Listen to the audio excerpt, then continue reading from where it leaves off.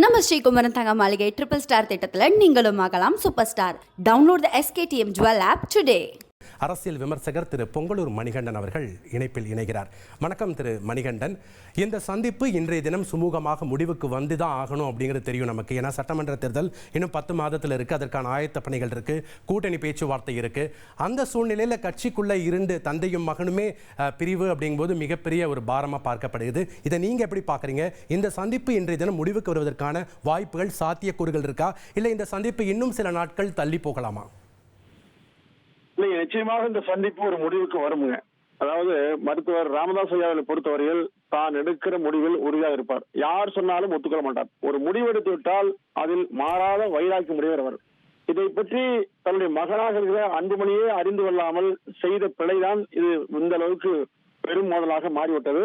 இப்போ டாக்டர் ராமதாஸ் ஐயாவுக்கு வயதாயிடுச்சு, அவர் 86 வயசு ஆயிட்டாரு. இனி அவரால் என்ன செய்ய முடியுங்கிற அந்த இருமாப்பு தான் அன்புமணிக்கு இந்த நிலை கொண்டு வந்த காரணமே. எந்த வயதானாலும் அன்புமணி ராமதாஸ் ஐயாவை பொறுத்தவரையில் அவர் தான் இறங்கி போக வேண்டும். மருத்துவர் ராமதாஸ் ஐயா நிச்சயமாக உறுதியாக இருப்பார். ஆனால் இன்றைக்கு அநேகமாக சுமூக முடிவை எடுக்க வாய்ப்பு இருக்குது. ஆனால் அன்புமணி தான் சொல்லுகிற அல்லது செய்ய விரும்புகிற எதையும் ராமதாஸ் ஐயா விட்டு தர மாட்டார். நிச்சயமாக ராமதாஸ் ஐயா அவர்கள் எந்த முடிவை கட்சியில் எடுக்க வேண்டிய விரும்புகிறாரோ அதைத்தான் செயல்படுத்தி ஒத்து போவார். அதற்கு ராமதாஸ் ஐயா நிச்சயமாக அதுக்கு ஒத்து வராவிட்டால் மீண்டும் பழைய பேர் திரும்புங்க. ஆனால் இருவரும் ஒன்று சேர்ந்து பேசிய பிறகு மருத்துவர் ராமதாஸ் ஐயா போது இலகிய மனமுடையவர் தான். நிச்சயமாக அதிலும் செவிசாய்க்குரியவர் தான். தான் செய்த தவறுக்கு வருத்தமோ மன்னிப்போ அன்புமணி கேட்டு ஐயா சொன்னால் நான் இனிமேல் கட்டுப்பட்டு நடக்கல என உறுதியளித்தால் நிச்சயமாக மனம் இறங்கி வருவார். நிச்சயமாக தலைவரையும் ஒப்படைப்பார்.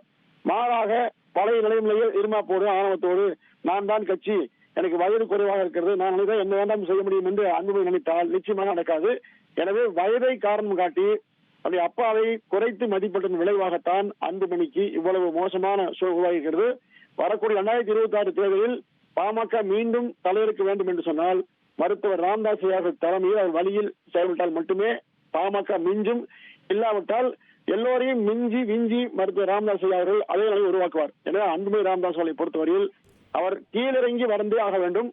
கீழிறங்கி வராவிட்டால் நிச்சயமாக அது ஆபத்தால் முடிவுங்க. திரு மணிகண்டன், அன்புமணி ராமதாஸ் அவர்களுடைய ஆதரவாளர்கள் எல்லாம் நீக்கிட்டு ராமதாஸ் அவர்களுடைய ஆதரவாளர்கள் எல்லாம் கட்சி பொறுப்பு கொடுத்திருக்கிறாரு. இது இப்போ இந்த பேச்சுவார்த்தை சுமூகமாக முடிந்தது பிறகு மீண்டும் மாற்றி அமைக்கப்படுவதற்கான வாய்ப்புகள் இருக்குதா, இல்லை மாற்றி அமைக்கப்படாதா? இல்லைங்க. அதாவது மருத்துவர் ராமதாஸ் பொறுத்தவரையில் தான் நியமித்த நிர்வாகிகளுக்கு உறுதுணையாக இருப்பார், பாதுகாப்பா இருப்பார், விட்டு தர மாட்டார். அதாவது பாமகவை பொறுத்தவரையில் சட்ட விதிகளின்படி நிறுவனரை கலந்து ஆலோசிக்காமல் எந்த முடிவும் மற்றவர்கள் எடுக்க முடியாது. அதுதான் உண்மையான விதிமுறை. இரண்டாவது, தன்னை நம்பி வந்தவர்களை தான் அறிவித்த நிர்வாகிகளை அவர் ஒத்துக்கொள்ளவே மாட்டார். நிச்சயமாக ராமதாஸ் அவர்கள் யார் அறிவிச்சாரோ அந்த நிர்வாகிகள் பதவியை தொடர்வார்கள். இது மட்டுமல்ல, இன்று வியாழக்கிழமை அவர் முக்கிய அறிவிப்புகளை வெளியிடுவதாக இருந்தது. அதாவது பொதுக்குழு கூட்ட தேதி உட்பட பல முக்கிய முடிவுகளை எடுக்க அவர் முடிவெடுக்க அறிவிப்பாக இருந்தது. அந்த முடிவு அதன்படி நடந்தால் தனக்கு மிகப்பெரிய ஆபத்து என்றுதான் அன்புமணி நேரடியாக வந்திருக்கிறார். நீங்க அன்புமணி ராமதாஸை பொறுத்தவரை நிச்சயமாக இன்றைக்கு இறங்கி வருவார், என்ன சொன்னாலும் கேட்பார். எனவே ராமதாஸ் ஐயா அறிவித்த நிர்வாகிகள் நிச்சயமாக பதவியில் நீடிப்பாங்க. நம்ம ஸ்ரீகுமரன் தங்க மாளிகை ட்ரிபிள் ஸ்டார் திட்டத்தில் நீங்களும் ஆகலாம் super star. Download the SKTM jewel app today.